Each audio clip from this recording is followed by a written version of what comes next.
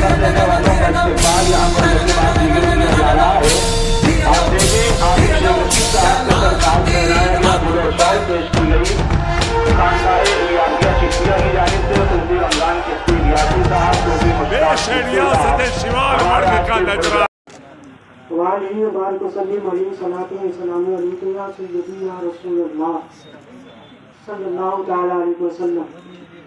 आज का ये जश्न इस्तक़बालिया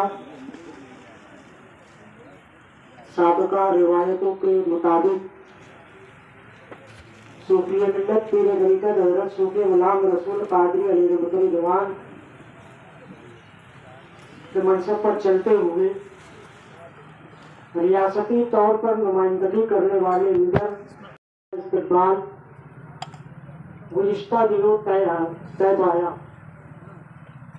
मगर इस जलसे में हमने चाहा कि वो तमाम नौमुंतखब ओहदेदारान का भी इस्तक़बाल किया जाए जो रियासती तौर पर नुमाइंदगी करने वाले आसिफ शेख रशीद साहब के साना बसाना साथ चलने का इरादा किए। उन तमाम ब्लॉक अध्यक्षों का, वो छोटे पदाधिकारियों का। होता ऐसा है कि बड़े लीडर का इस्तक़बाल हुआ, इसमें बोला जाता है कि सब छोटों का इस्तक़बाल हो गया, मगर हुजूर सूफी मिल्लत की रिवायत रही है कुछ अनोखा करने की। उसी अनोखे प्रोग्राम का आज इनेकाद है। राष्ट्रवादी कांग्रेस पार्टी के शमूलियत इख्तियार करने पर, सदारत मिलने पर आसिफ शेख रशीद साहब का इस्तक़बालिया प्रोग्राम इस बिना पे रखे कि हुजूर सूफी मिल्लत सूफी गुलाम रसूल क़ादरी अलैहिर्रहमतुल्लाह ने अगर किसी पार्टी में शमूलियत इख्तियार की अपनी जिंदगी में, तो वो वाहिद पार्टी राष्ट्रवादी कांग्रेस पार्टी थी। उनके नजरियात, उनके एहसासात को मद्देनजर रखते हुए आज यहाँ तमाम नौमुंतखब ओहदेदारान का इस्तक़बाल किया गया। आज के साहिब जलसे के सदर आली वकार सूफी अनीस अहमद कादरी साहब से मशवरा करते हुए हमने ये इस्तक़बालिया प्रोग्राम रखा। ये ग्राउंड ईदगाह हजरत बीकन शाह रहमतुल्लाह ताला अलैह का है। 6 बरस के आले रसूल सैयद अमीर कादरी साहब किबला की इमामत में ईदैन की नमाज अदा होती है और यहीं पे इस अनोखे प्रोग्राम का बुनियाद डाली गई। इस प्रोग्राम से कुछ मुखालफतें भी सामने आई, कुछ हमदर्दी भी सामने आई, कुछ ऐसे जुमले भी सामने आए जिसको ये प्रोग्राम असल में दरगाह मासूम शाह कुत्ती पर रखा जाना था, मगर उस प्रोग्राम की नौयत अलग थी। मगर कुछ ऐसी बातें सामने आने के बावजूद हमने ये प्रोग्राम एक बड़े पैमाने पर करने का इरादा रखा, क्योंकि अलग-ऐलान बोलना, लीडर होकर बोलना, ये सूफी मिल्लत का हमेशा का मशगला रहा है और उन्हीं के नक्शे कदम पर चलते हुए आज का ये प्रोग्राम हो रहा है। तमाम खानकाहों के जिम्मेदारान, वो सज्जादा नशीन का बहुत बहुत शुक्रिया, क्योंकि पहली दावत है मेरी हुजूर सूफी मिल्लत के बाद, मगर उसके बावजूद भी इतनी बड़ी तादाद में शहर की तमाम खानकाहों से जिम्मेदारान तशरीफ लाए। बहुत बहुत आप लोगों का शुक्रिया। उम्मीद है हमें, इसलिए शहर की रियासती तौर पर नुमाइंदगी करने वाले का इस्तक़बाल किया जा रहा है कि मालेगांव शहर का वो अदारा, वो मस्जिद, वो मदरसा, वो दरगाह जिसके काम के लिए अगर रियासती नुमाइंदगी कोई कर सकता है तो आसिफ शेख रशीद का चेहरा आज हमारे सामने है। इस वजह से नहीं तो कोई कश्मकश में रहे। वक्फ बोर्ड के अदारे, वक्फ बोर्ड की दरगाह, खानकाएं, उनके काम के लिए अगर तुम्हें किसी के पास जाना पड़ेगा वो आसिफ शेख रशीद है और उनके इस्तक़बालिया प्रोग्राम के लिए आज आप सब लोग आए, बहुत बहुत शुक्रिया। अस्सलाम वालेकुम व रहमतुल्लाहि व बरकातहू।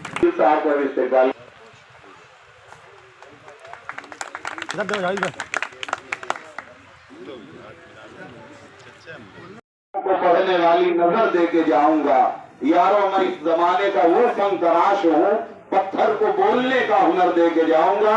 जोरदार तालियों के दरमियान इस्तेमाल करें।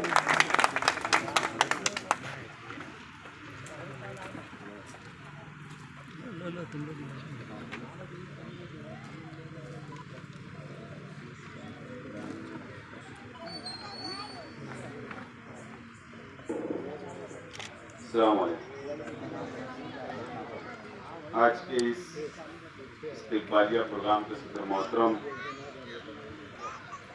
सूफी अनीस कादरी साहब, मंच पे तशरीफ फरमा जानशीन सूफी मिल्लत सूफी नूरुल ऐन साबरी साहब, मंच पे तशरीफ फरमा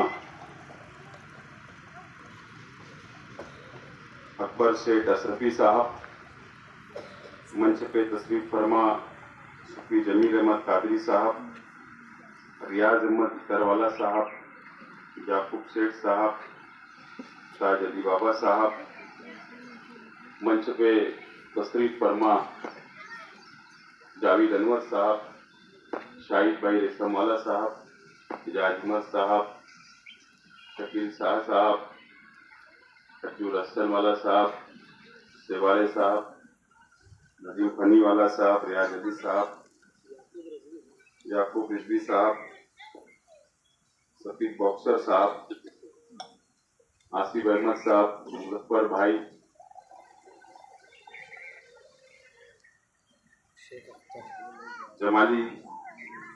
जमाली साहब, अब्दुल माजिद शिकारी साहब, मंच पे तशरीफ फरमा तमामी शहर के जिम्मेदारान, खानकाहों के जिम्मेदारान, दरगाहों के जिम्मेदारान, मेरी पार्टी के तमाम ओहदेदारान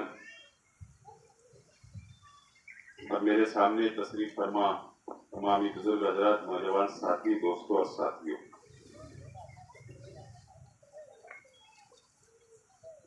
मेरे पास अल्फाज नहीं है कि मैं किस तरीके से आप लोगों का शुक्रिया अदा करूं।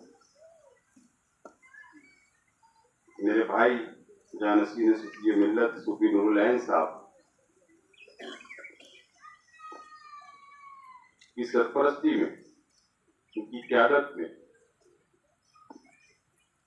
सूफी मिल्लत सूफी गुलाम रसूल कादरी साहब के सभी साथी मुझको यहाँ पर नजर आ रहे हैं, जो हमेशा सूफी मिल्लत साहब के साथ आप लोग चल के शाना बशाना कौम मिल्लत की आप लोग खिदमत किया करते।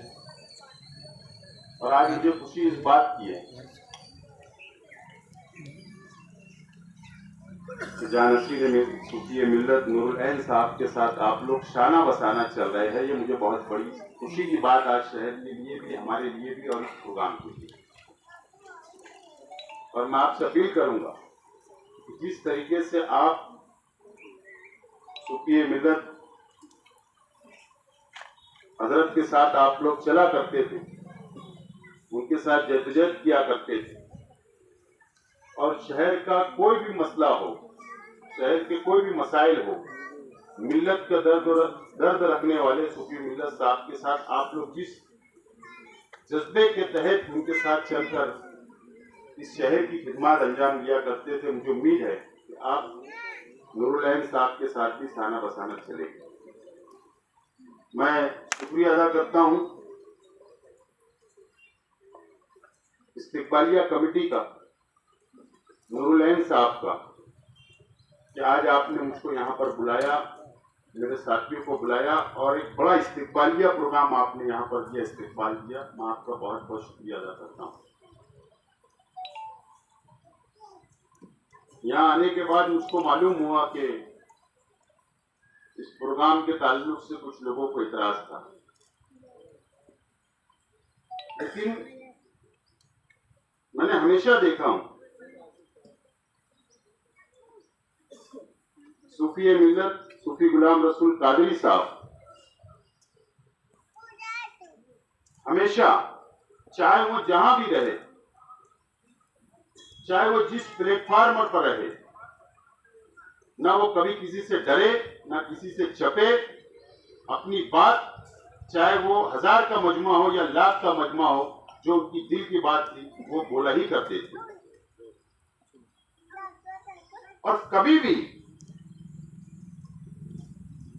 चाहे वो कोई भी स्टेज हो, कोई भी प्लेटफॉर्म हो, अगर जहां गलत होता था तो वो बोल दिया करते थे। और वक्त के कोई भी शहर के, चाहे कोई म्युनिसिपल कॉर्पोरेशन के ओहदेदारान हो या वक्त के एमएलए हो, एमपी हो, वजीर हो या कोई भी पार्टी के किसी को भी ओहदा मिला तो जरूर उनका इस्तेकबाल किया करते थे। और आज नूरुल हसन साबरी साहब ने भी वैसे ही उनके नक्शे कदम पर चलते हुए किया है। यह प्रोग्राम कोई राष्ट्रवादी कांग्रेस पार्टी का नहीं है। यह प्रोग्राम मुझको और मेरे साथियों को जो इस्तेकबाल वो दे रहे हैं, तो मैं ऐसा मानता हूं ये जो ताज मेरे सर के ऊपर आज आप लोगों ने जो पहनाया है, ये कांटों भरा ताज है। ये जिम्मेदारी का एहसास हर वक्त दिलाएगा।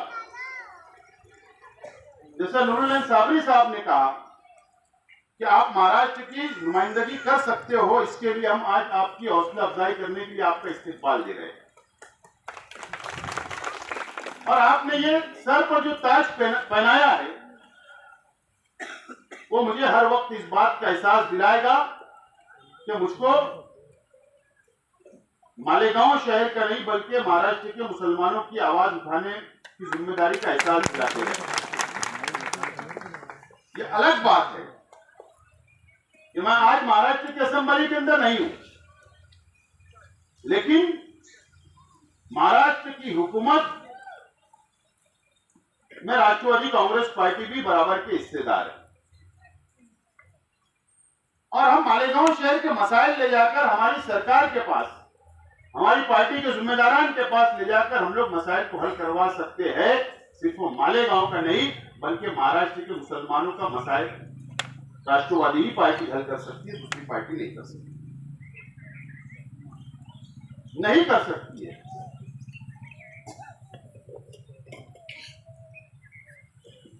जिस वक्त मैं एमएलए रहा,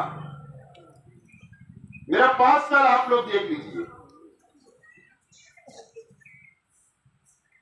वक्फ बोर्ड की जमीन के ताल्लुक से अगर सबसे पहला महाराष्ट्र की असेंबली के अंदर आवाज अगर किसी ने उठाई थी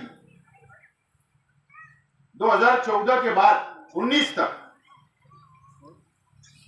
तो मैंने आवाज को उठाया था और पहला सवाल मैंने लगाया था महाराष्ट्र की असेंबली के अंदर, और उस वक्त के माइनॉरिटी मिनिस्टर एकनाथ खड़से साहब ने उसका जवाब दिया।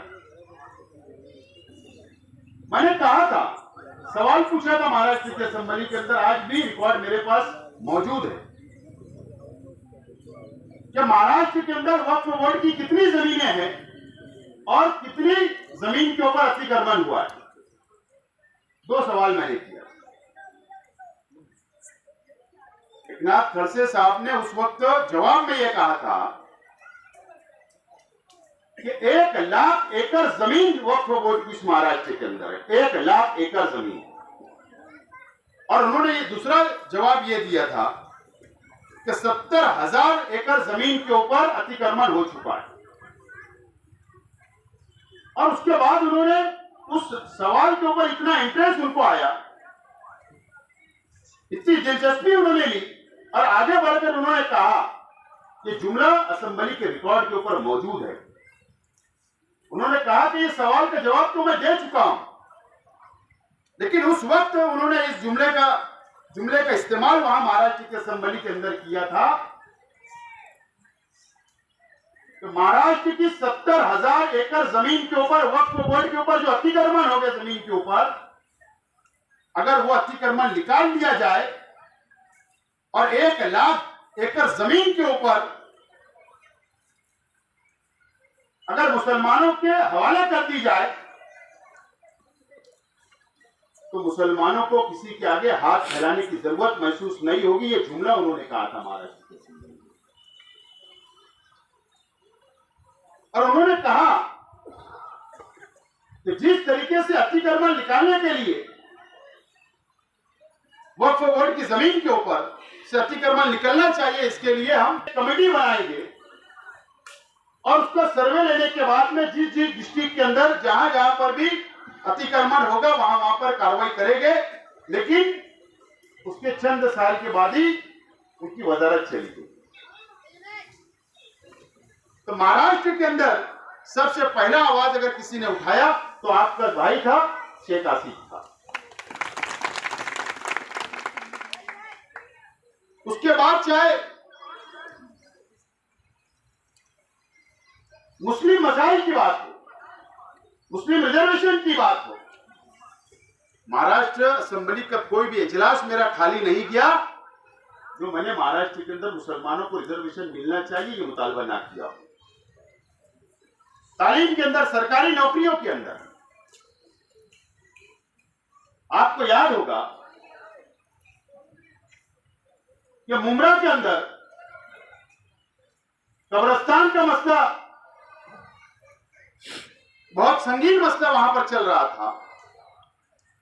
वहां के मुसलमान मेरे पास आए और उन्होंने कहा कि ये महाराष्ट्र की असेंबली चल रही है, इजलास चल रहा है, आप इसको आवाज उठाइए, वहां हमारे साथ बड़ा धोखा हो रहा है, गवर्नमेंट कर रही है। मैंने वहां पर आवाज उठाया कि बहुत बड़ा धोखा दिया जा रहा है और शहर के बहुत दूर 5 एकड़ जमीन जो गवर्नमेंट दे रही है वो जमीन के ऊपर कब्रिस्तान नहीं बन सकता। वो खाई की जमीन है, नदी की जमीन है, उस जमीन को तब्दील किया जाए। या इसी के साथ साथ महाराष्ट्र के अंदर जहां जहां भी कब्रिस्तान का मसला आया, महाराष्ट्र के मुसलमान मेरे पास है तो मैं असेंबली के अंदर आवाज उठाने का काम किया। चाहे कब्रिस्तान के वार कंपाउंड की बात हो या जहां पर अतिक्रमण कब्रिस्तान की जमीन के ऊपर हो रहा था वो बात हो, हर मौके के ऊपर जहां जहां मुझको लगा, जहां जहां मेरे पास मुतालबा लेकर महाराष्ट्र के मुसलमान आए, मैंने आवाज उठाने का काम बिल्कुल किया। आज हमारे दरगाहों के बहुत मसाइल है, कब्रिस्तानों के बहुत मसाइल है, खानकाहों के बहुत मसाइल है, वक्फ बोर्ड के बहुत मसाइल है, हमारे शहर के हो या शहर के बाहर के हो। मुझे याद आ रहा है कि सूफी मिल्लत हजरत मेरे पास महाराष्ट्र के कई लोगों को भेजा करते थे। एक मर्तबा जो महाराष्ट्र का वक्फ बोर्ड की जो तंजीम बनी है उनसे मेरी उन्होंने मीटिंग करवाई, अकबर सेठ उस बात के गवाह है, और कहा कि आप इसके ऊपर स्टडी करिए और आप मसाइल को उठाइए। उन्होंने एक बहुत बड़ा फाइल मुझको दी। उस वक्त तो मैंने लेटर लगाकर कानूनी कार्रवाई की मांग दी थी। एहतजाज चल रहा था आजाद मैदान के अंदर, अकबर सेठ को याद होगा। सूफी मिल्लत साहब ने मुझको फोन किया कि आप आइए, मैं एहतजाज के अंदर शामिल हुआ। नागपुर के अंदर धरने के ऊपर बैठे, वहां पर मैं मौजूद रहा, वहां पर उनके आंदोलन के अंदर मौजूद रहा। जब जब भी मुझको याद किया गया, मैं हर वक्त कौम मिल्लत के लिए, मिल्लत के मसाइल के लिए, मुसलमानों के मसाइल के लिए हमेशा मैं मौजूद रहा और मैंने आवाज उठाने का काम किया। 2 साल गुजर गए, मैं एमएलए नहीं हूं, मैं किसी पे तनकीद वगैरह नहीं करना चाह रहा हूं, यह मंच वैसा नहीं है, लेकिन राष्ट्रवादी कांग्रेस पार्टी में शामिल हुआ और बराबरी के हिस्सेदार महाराष्ट्र की हुकूमत के अंदर राष्ट्रवादी कांग्रेस पार्टी है और माइनॉरिटी मिनिस्ट्री वो नवाब मलिक साहब के पास। माइनॉरिटी मिनिस्ट्री के अंदर वक्फ बोर्ड भी आता, हज कमेटी भी आती, उर्दू घर भी आता है, उर्दू एकेडमी भी आती है, अल्पसंख्यक आयोग भी आता है, मौलाना आजाद कारपोरेशन भी आता है। मैंने ये फैसला किया राष्ट्रवादी कांग्रेस पार्टी का, हम लोग मालेगांव शहर के अंदर वक्फ बोर्ड सेल बनाएंगे और मालेगांव ताल्लुके का बनाएंगे और हर मसलक के उलमा को उसके अंदर हम लोग शामिल करेंगे जो हमसे इत्तेफाक रखते हो। वो छोटे उलमा क्यों ना हो, चलेगा। हम लोग सेल बनाएंगे और सेल बनाने के बाद में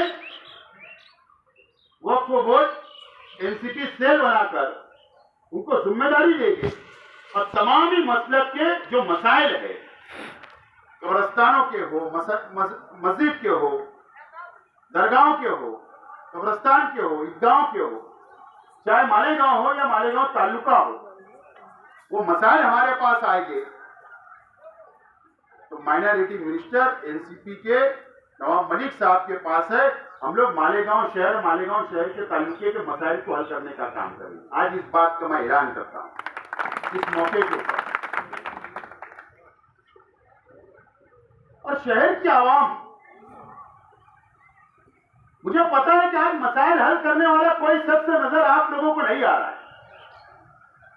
शहर की आवाम को अपने मसाइल कहां लेकर जाना है, आज शहर की आवाम परेशान है।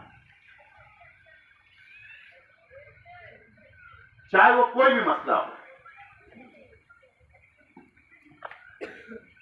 अलग अलग सेल बनाकर मैं वो मसाइल को हल करने की शुरुआत हमने कर दी है एनसीपी ऑफिस से। पूरे शहर का चाहे जो भी मसला हो वो हल करने के लिए हम लोग तैयार हैं।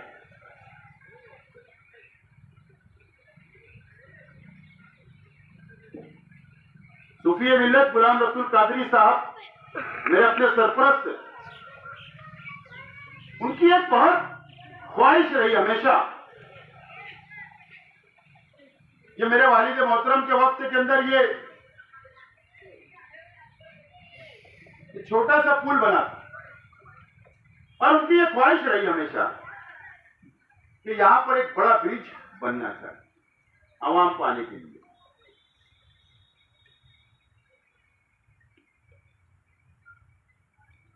जिस वक्त ईद के मौके के ऊपर नई ईदगाह शुरू हुई, मैं रमजान महीने के अंदर यहां पर आया था, पूरा सर्वे किया और अल्लाह का बहुत एहसान है कि दरगाह, मस्जिद और ईदगाह पूरी जॉइन हो चुकी है। जिन्हें अब यहां पर एक बहुत बड़ी आबादी नमाज अदा करने के लिए आएगी। अब जरूरत ब्रिज की यहां पर है। मैंने सर्वे भी करवा चुका हूं डीपी रास्ते के ऊपर, सर्वे करवाकर एस्टीमेट बनवाकर कि बहुत बड़ा ब्रिज तो ना बन सके, लेकिन कम से कम 1 करोड़ रुपए की लागत से ब्रिज बनना चाहिए। चाहे वो 1 करोड़ रुपए में जितना बड़ा बन जाए, मैंने उसकी कार्रवाई को आगे बढ़ा चुका हूं और मैं आज आप लोगों से वादा करता हूं, आपको यकीन दिलाता हूं कि इंशाअल्लाह म्युनिसिपल कॉर्पोरेशन से हम लोग पहले कोशिश करेंगे कि बजट मिल जाए। एस्टीमेट तैयार है, अगर बजट मिल गया तो कोई बात नहीं, लेकिन मैं आज आपको यकीन दिलाता हूं, हो सकता है कि आप लोगों से, जिम्मेदारान से कई लोगों ने वादे कर चुके होंगे, वो वादा वफा भी नहीं हुआ, मुझे ये बात भी पता है, लेकिन जरूर मैं आपको इस बात का यकीन दिलाता हूं कि महाराष्ट्र की हमारी सरकार अभी 3 साल है और अभी तो 10 करोड़ रुपया मैं लाने वाला हूं। इंशाअल्लाह कॉर्पोरेशन कमिश्नर से फौरी तौर पर आपको साथ ले जाकर बात की जाएगी। अगर बजट मिल गया तो हम उनका इस्तेकबाल करेंगे और बजट नहीं मिला तो मैं महाराष्ट्र की हुकूमत से 1 करोड़ रुपया मंजूर कराकर यहां पर ब्रिज बनाया जाएगा। इस बात का आपको यकीन दिलाता हूं और आपको इस बात का भी यकीन दिलाता हूं कि आप इत्मीनान रखें, हम आपके साथ हैं, आपके साथ, आपके साथियों के साथ, खानकाहों के साथ, दरगाहों के साथ, जो भी मसला होगा, मसाइल हो गया आपके, जरूर मुझको, मेरे साथियों को आप याद करिए। इंशाअल्लाह जरूर मैं आपकी खिदमत में हाजिर होकर आपके मसाइल हल करने की हम लोग कोशिश करेंगे। इस बात का मैं यकीन दिलाता हूं और आखिर में मैं आपका, नूरुल साबरी साहब का, इस्तेकबालिया कमेटी, सुन्नी जमात इस्लाम के सदर और अरकान और तमाम ही लोगों का शुक्रिया अदा करता हूं और मेरी बात को खत्म करता हूं। शुक्रिया, खुदा हाफिज। बच्चे ही नहीं कहने के लिए आप लोग सुन चुके हैं। आज के प्रोग्राम इस्तेकबालिया प्रोग्राम था। हमने कोई शर्त शेख आसिफ साहब से न रखी। इस प्रोग्राम में उन्हें बुलाए, इस्तेकबाल किया। उनका शुक्र है उनका शुक्रगुजार उन्होंने अपनी तरफ से आज हमारी हौसला अफजाई की और हर काम करने का वादा किया और हमारी कोई बेसत उनके साथ नहीं थी। आपको हम बता दें कि आपके वालिद मोहतरम जनाब शेख रशीद साहब किबला ने ये ब्रिज बनाया था। सिर्फ आपको शायद ब्रिज के बारे में मालूम है, मगर मैं बताता चलूँ कि जो मस्जिद शहीद आजम है जहाँ पर नमाज होती है, इसकी बुनियाद भी हमारे साना बसाना खड़े होकर अपने हाथों से टिकाम लगाने वाले का नाम है आली जनाब शेख रशीद साहब। एक हाथ में कुदाल था सूफी मिल्लत सूफी रसूल साहब रहमा के हाथ में, एक कुदाल था हमारे हाथ में और एक कुदाल था शेख रशीद साहब के हाथ में।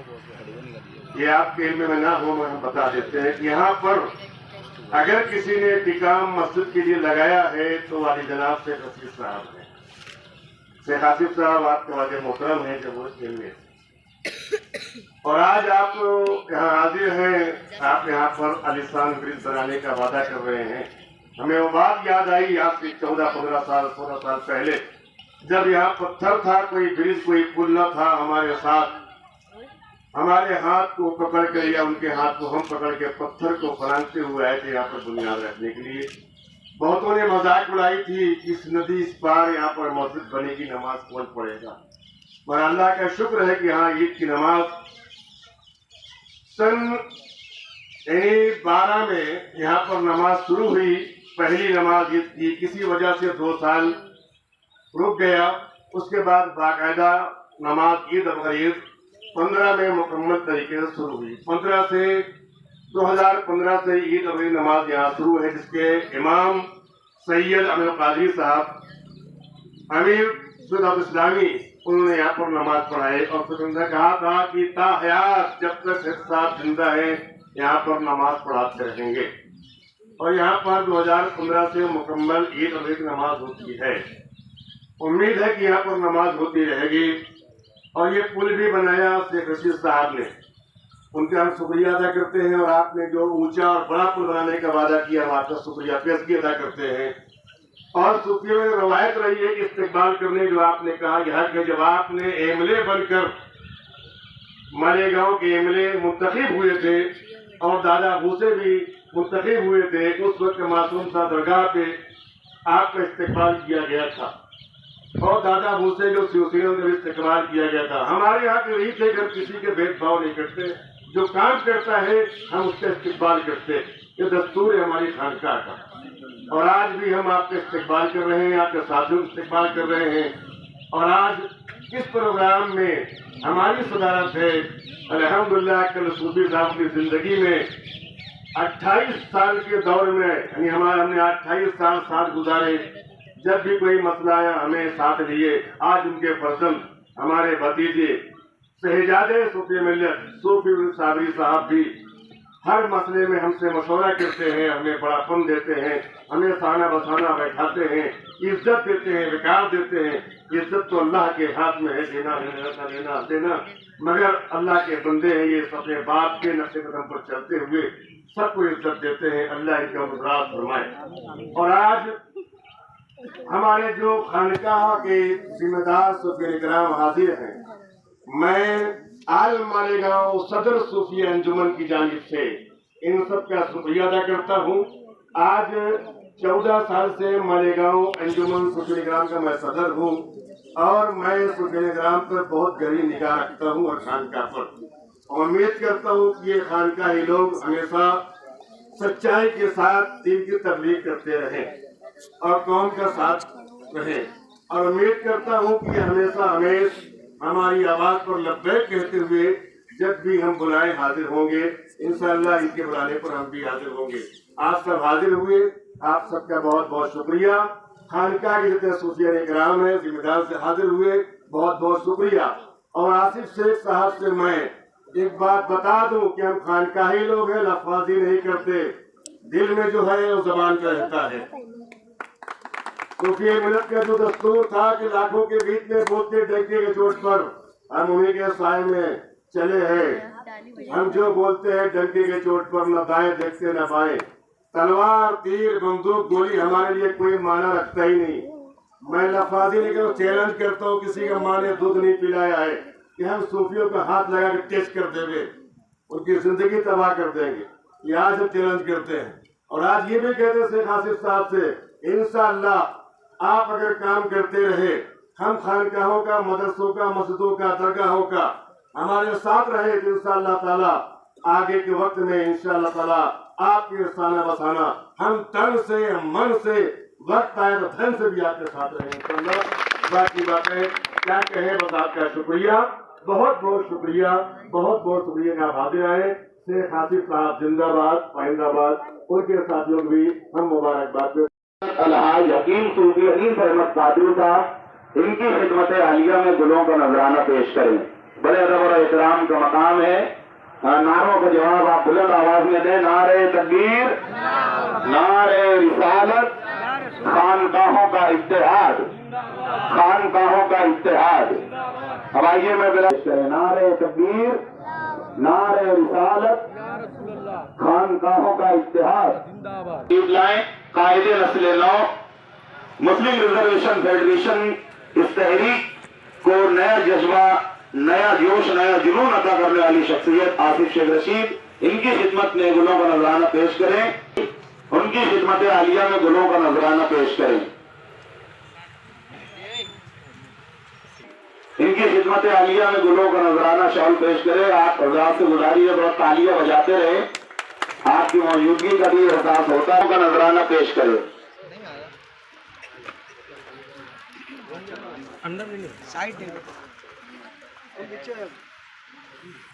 बिरादरे सूफी मिल्लत अंसारी कुर्बान मास्टर वो यहाँ पर आ जाएं।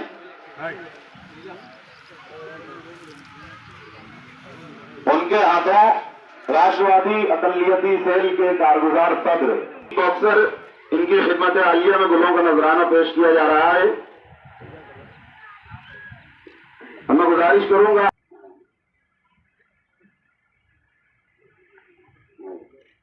मोहम्मद कासिम चिश्ती साहब से गुजारिश करूंगा तशरीफ लाएं। आप अंसारी मोहम्मद आसिफ कानपुरा ब्लॉक अध्यक्ष सेवादल, इनकी खिदमत में मौलाना यूसुफ चिश्ती मौलाना नजराना पेश करेंगे।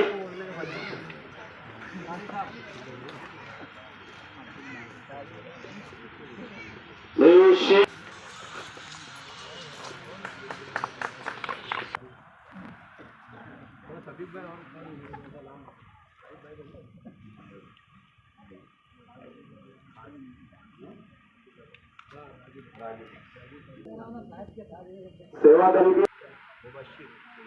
हमारे मुबश्शिर भाई राष्ट्रवादी कांग्रेस सेवा दल के उपाध्यक्ष, इनकी खिदमत में गुलों का और कोई रहे तो नहीं गए।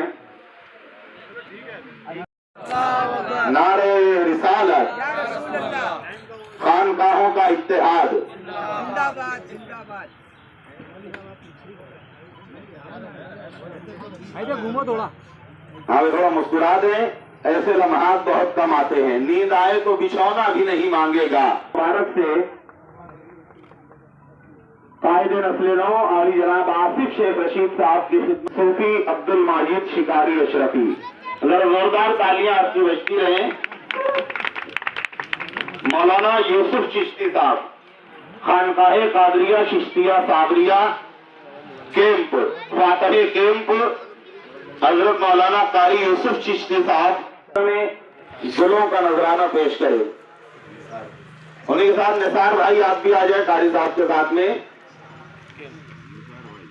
हमारे निसार भाई ये भी कैंप से तशरीफ लाए हैं। सूफी फखरुद्दीन चिश्ती साहब, नूरुलैन साबरी इस प्रोग्राम के सदर, इन तमाम साहिबान की खिदमत में गुल और शॉल का नजराना पेश करें। सूफी अलीमुद्दीन नवाजी और उस खानका के एक और जिम्मेदार यहाँ पर तशरीफ लाए। इनके दस्ते मुबारक से साहिब एजाज प्रोग्राम के सदर और सरपरस्त इनका इस्तेमाल हो रहा है। पीरजादा नूरुलैन साबरी, इनकी खिदमत आलिया में गुल और शॉल का नजराना पेश किया जा रहा है। मनमोहन शिवाड़े आ गए। हाँ भाई, मालेगांव शहर राष्ट्रवादी पार्टी के कारगुजार अध्यक्ष मनमोहन शिवाड़े, सगीर मोमिन रिजवी साहब से गुजारिश करूंगा आप तशरीफ लाएं। और मनमोहन शिवाड़े साहब इनका सत्कार करें। खानकाहे कादरिया शिफाखाना से भाऊ इकडे बघा सूफी इरफान कादरी चिश्ती साहब, उनसे मैं गुजारिश करूंगा तशरीफ लाएं। सब कहे सभी के नाम आएंगे। सूफी मोहम्मद इरफान कुरैशी, इनके हाथों कायदे नस्ल नौ आज जनाब आसिफ शेख रशीद साहब का इस्तेकबाल किया गया। सूफी मोहम्मद कासिम चिश्ती साहब खानकाहे कादरिया शमसी के दस्ते मुबारक से होना है। गुल और शौल का नजराना। हाँ, उन्हीं के साथ में यासीन बेग साहब,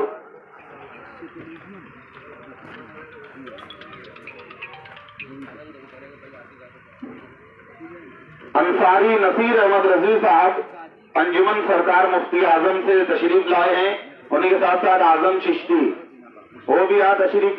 ये खिदमत में गुलाम नजराना पेश किया जा रहा है। जनाब शेख महबूब भाई मंसूर शाह, ये हजरत दरगाह हजरत कल्लू शाह बाबा अलैहि रहमा से तशरीफ लाए हैं।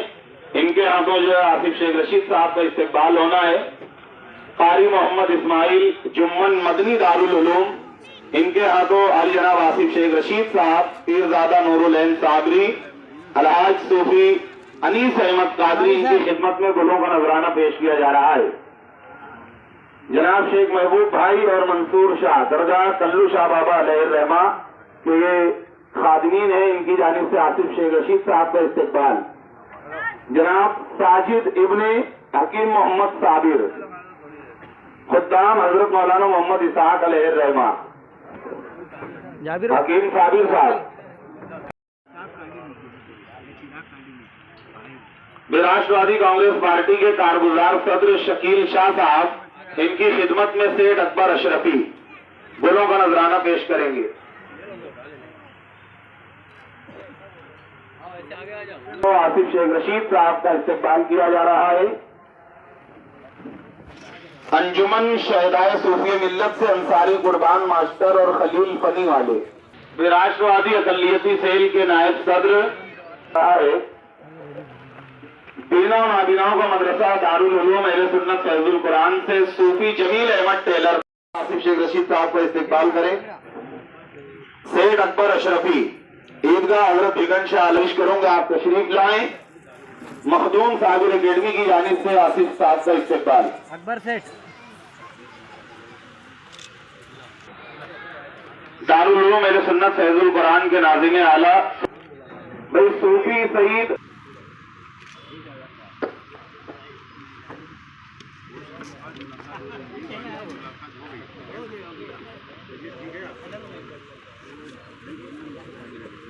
भाई मोहम्मद कासिम मोहम्मद यूनुस साहब, इनके हाथों जो है आसिफ शेख रशीद साहब। मुदस्सिर भाई आप भी तशरीफ ले आए। आसिफ शेख रशीद साहब का इस्तेकबाल कर रहे हैं। हाँ, फिरोज फीडर साहब।